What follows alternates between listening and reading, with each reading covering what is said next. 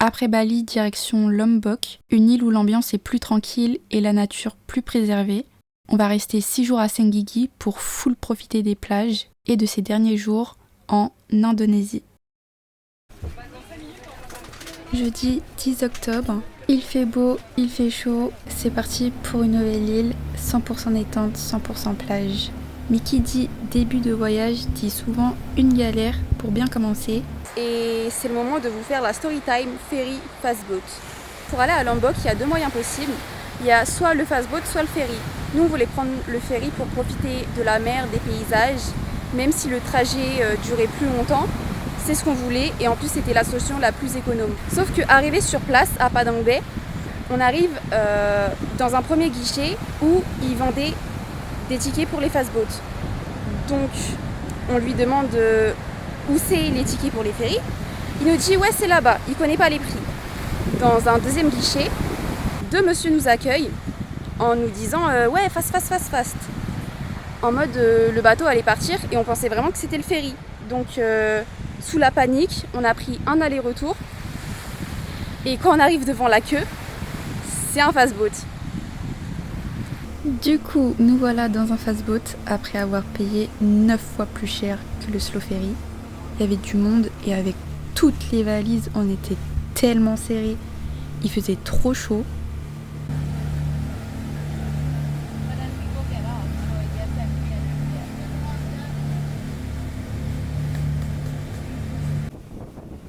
Heureusement, la mer était calme, contrairement au retour, parce que spoiler alerte, mais c'était trop une dinguerie. Le trajet a duré 2h30 avec une escale à Gili Trawangan et Gili Air où la moitié du bateau est descendu.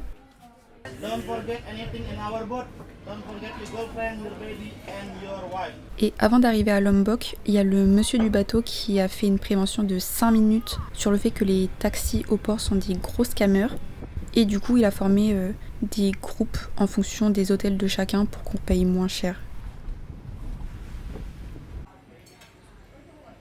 Sur le trajet, on a vu à quel point Lombok était joli, mais on vous laisse la surprise pour demain. Enfin, dans quelques instants pour vous.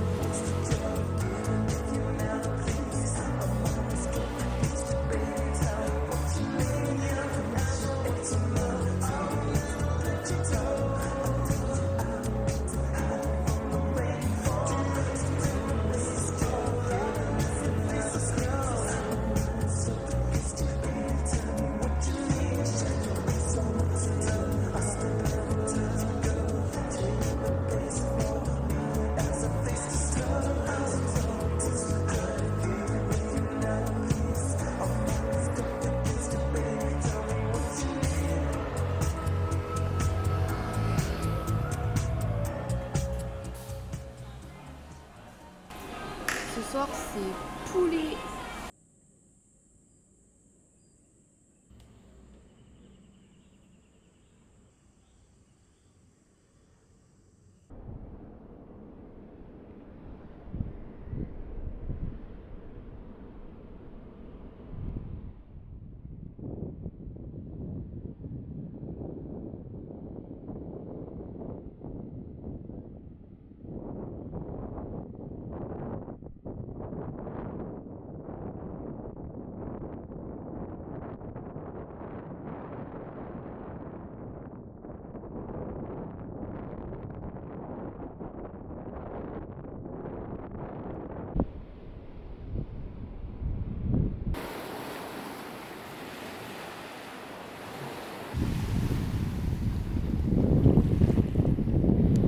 On est le samedi 12 octobre, vers 5h. J'entends un bruit qui vient de derrière notre tête. Je tourne ma tête, je vois un cafard. Du coup, à partir de là, il était 5h. On s'est dit, soit on commence notre journée maintenant, soit on attend la réception pour qu'il fasse quelque chose. Donc finalement, on a attendu la réception. Et en attendant, on est juste parti au bord de la piscine et essayer de se reposer sur un transat. À 9h, il y a 2 personnes qui sont venues pour bouger le lit, mettre du spray anti-cafard, etc. Et il était bel et bien là. Et on a pu enfin commencer notre journée.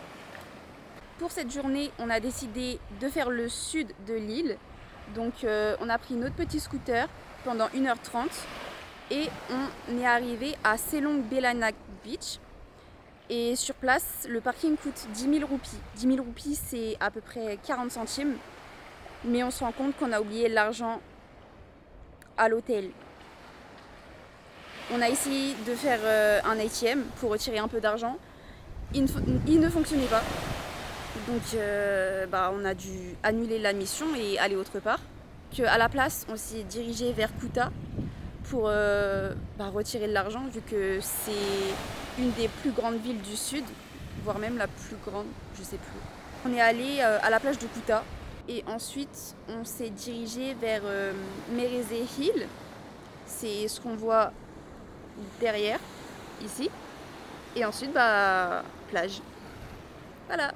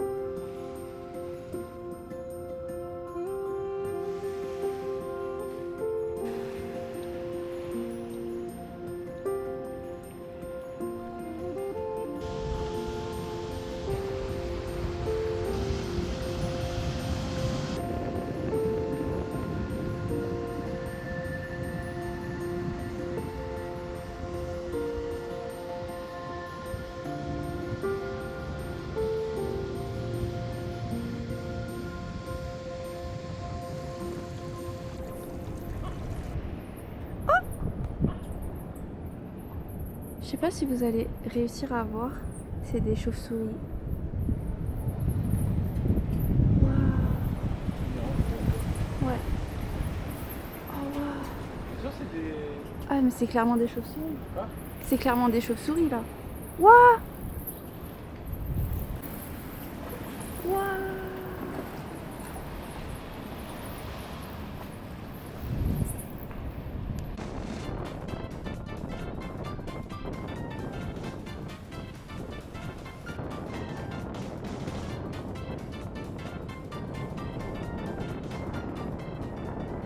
Fun fact, mais 2 jours après, on a fait la même route pour retourner à cette plage. On s'est arrêté à une station le temps de mettre de l'essence. Et c'est pas après, il a oublié que j'étais descendue du scooter et il a commencé à partir sans moi.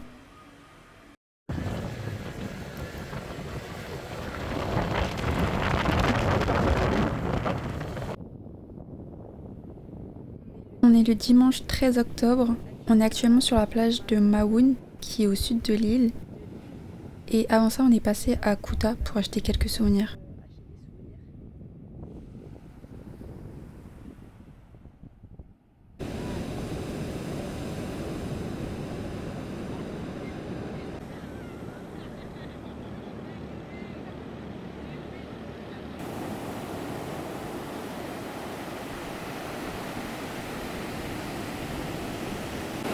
aujourd'hui on avait notre argent, on est retourné à Selong-Vilanak et ils nous ont accepté. Franchement, elle est trop bien cette plage. Il y en a beaucoup qui font du surf et sinon on peut sauter au-dessus des vagues et ça c'est trop bien.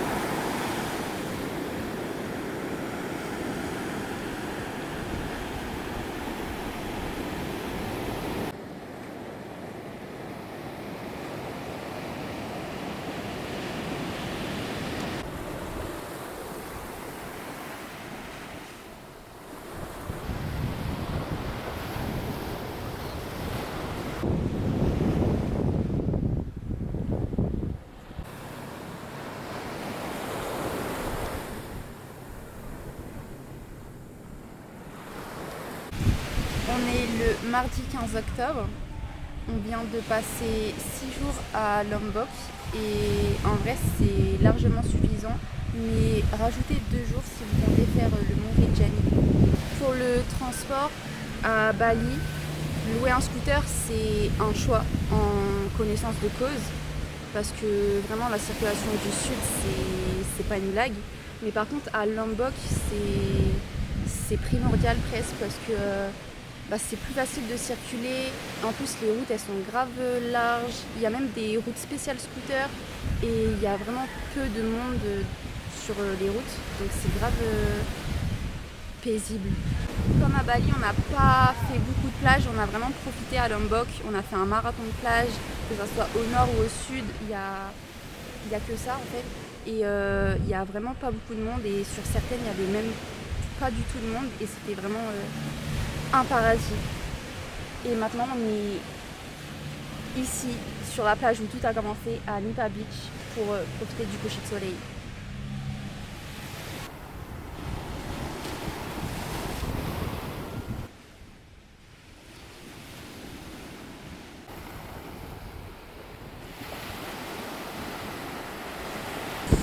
Ce qu'on voit au loin c'est le mont Batur à Bali. C'est notre dernier coucher de soleil à Lombok parce que demain on retourne à Bali pour être plus proche de Denpasar et prendre l'avion. D'ailleurs, à l'heure où j'enregistre cette voix off, on est le 15 octobre 2025, donc pile un an après. Ça fait trop bizarre, mais j'ai trop envie d'y retourner. De retourner partout en fait.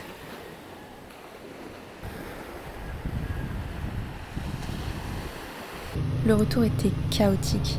Rien qu'avec le vent au port, on savait déjà. Le ferry venait des îles Gili, donc on était les dernières à monter. On s'est assis dehors pour être tranquille et éviter le mal de mer. Et le mec devant nous a direct dit qu'on allait être mouillé. Dans la vidéo, on dirait que c'est calme, mais que nenni! Au début, on se prenait des vagues dans la gueule, c'était marrant. Mais ça a commencé à s'agiter de plus en plus. Et il y a des vagues, je suis sûre que le bateau s'est envolé. Le mec de devant m'a demandé de mettre son tel et ses AirPods dans mon sac. J'ai dit oui, sauf qu'on se prenait beaucoup trop d'eau, donc je suis allée chercher mon imperméable à l'intérieur. On s'est croisé avec une Asiate et on a rigolé parce qu'on n'arrivait juste pas à se laisser passer. Ça tanguait trop. La même fille demandait à tout le monde un sac parce qu'il y a une autre fille qui était grave malade. La fille grave malade m'a donné un médicament parce que c'est moi je commençais à être malade. Et franchement, il n'y a pas plus solidaire qu'un ferry en pleine mer. C'était quelque chose à vivre, mais franchement, c'était bien. Surtout qu'on a vu des dauphins. C'est une dinguerie.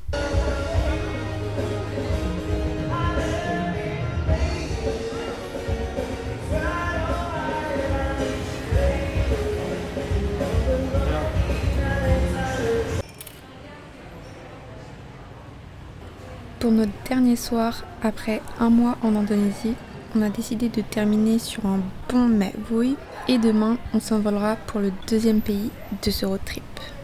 Mais ça, ce sera dans le prochain épisode. Petit aperçu pour vous donner envie.